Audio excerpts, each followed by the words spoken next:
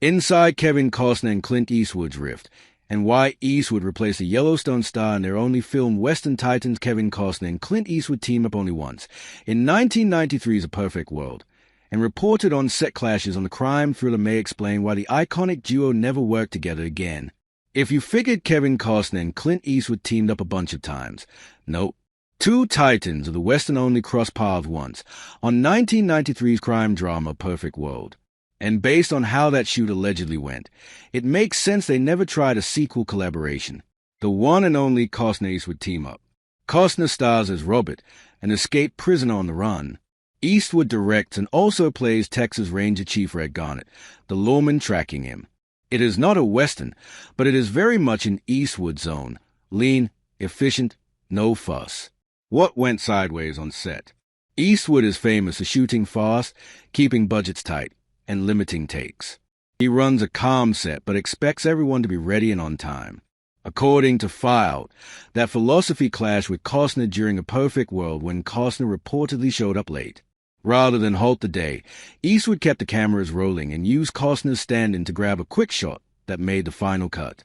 As you can imagine, Costner did not love finding out his body double is in the movie. The two reportedly had heated words. The specifics of that exchange were never made public, but the takeaway is pretty clear. On an Eastwood production, the schedule outranks the star. It is also exactly the kind of discipline that explains how he's churned out films for decades without drama. How Costner talked Eastwood into acting in it.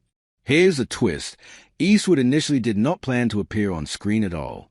Producer Mark Johnson says Costner essentially rewrote the part of Red to make it enticing enough that Eastwood would step in front of the camera.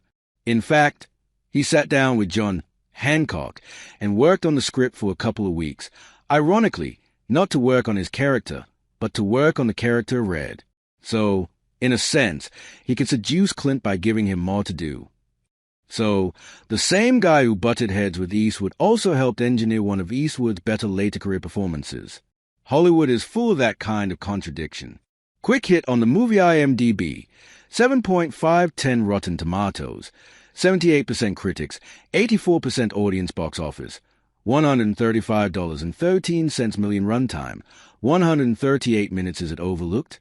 Yeah, a bit. A Perfect World gets less attention than their headline credits, but it is absolutely worth a watch. Costner is sharp, Eastwood is steady, and their scenes together have a quiet snap to them. It is a shame they never work together again, but given the reported set tensions, I get why. Where to watch? A Perfect World is available to rent on Apple TV in the US. Seen it lately? Hit the comments and tell me where you land on the Costner-Eastwood dynamic here.